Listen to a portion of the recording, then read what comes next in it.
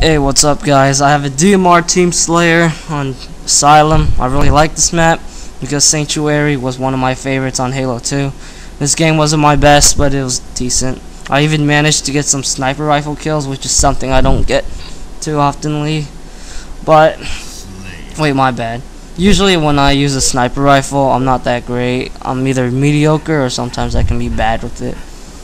So I'll talk about the map. This map is really good to take control in the middle because you get the sniper rifle and the energy sword, and if you have complete control in the center, you and your team are going to dominate pretty much. The sniper rifle will make the other team won't rush at you if you can get someone with decent aim. And the E sword is devastating in close quarters. You'll never know if you can simply flank behind your enemies or just go on a rampage. Even if you can't do that, they somehow make it in the middle, the E sword will still get you some kills. But at the end of the day, it really depends on your team.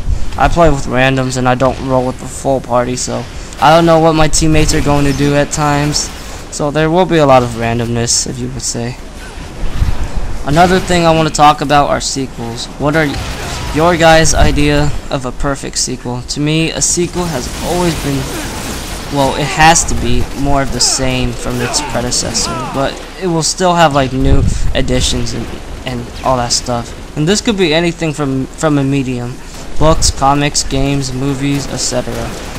I've already told you that I was a PC modder back in my Warcraft 3 days, and some of the maps I've made did have sequels, and my design philosophy is still the same since then.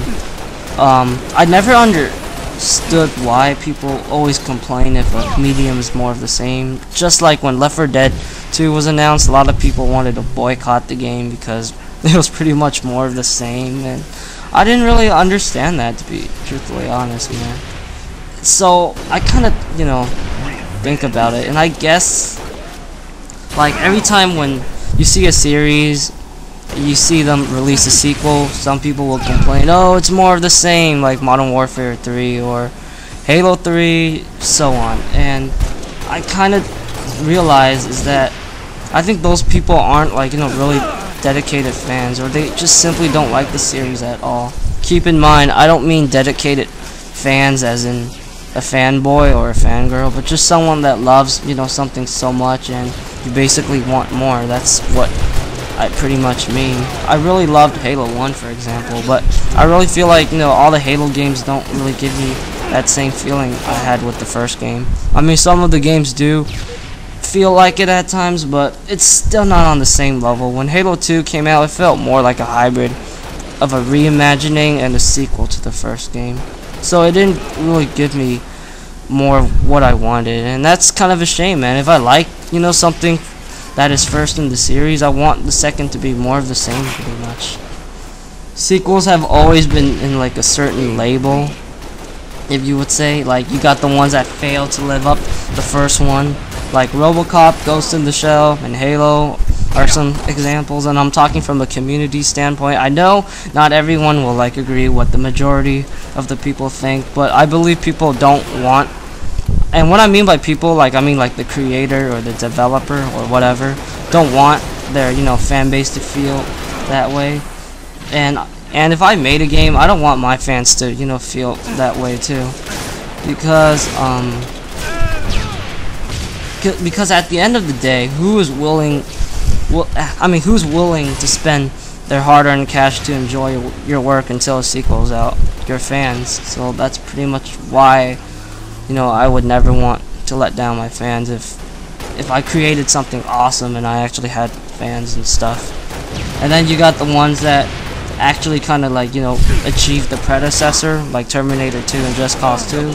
And then you got the ones that actually that is actually a fine sequel. And I can't give you any examples because I can't think of any right now. Alright, so I want to talk about Sorrow 2. It's on hiatus because I literally have no feedback from my readers of the original, and mainly because the book is not released right now. That's why I have to wait for my stupid copyright certification, and it's taking so long, but I can't do anything about it. I have no control over it, so I just have to wait. And you know, I do think there will be some criticism of some parts of my book, but I will have my reasons and decisions of why I did that. But there's also a challenge into that. It's called balance, a balance of what you want and the fans want.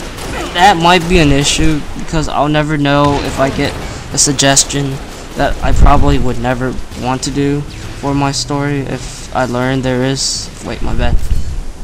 If I learn there is, like, you know, something I should improve upon, I will. But if my book, you know, turns out to be fine, then it's going to be more of the same stuff with newer stuff added, like stuff that you probably wouldn't expect on the sequel. Because I believe if something works, you shouldn't fix it. You should just leave it how it is, pretty much.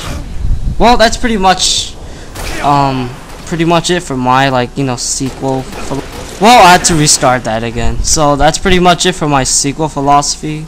It's great to continue a series, but at the end of the day, when you're making a sequel, you should know what needs to return, what shouldn't, and what should be added. That's what I was pretty much try to say. God, man, my freaking thing keeps, like, hanging up on me. My little software editor or whatever. Well, that's pretty much it for the video. Hope you guys have a nice day.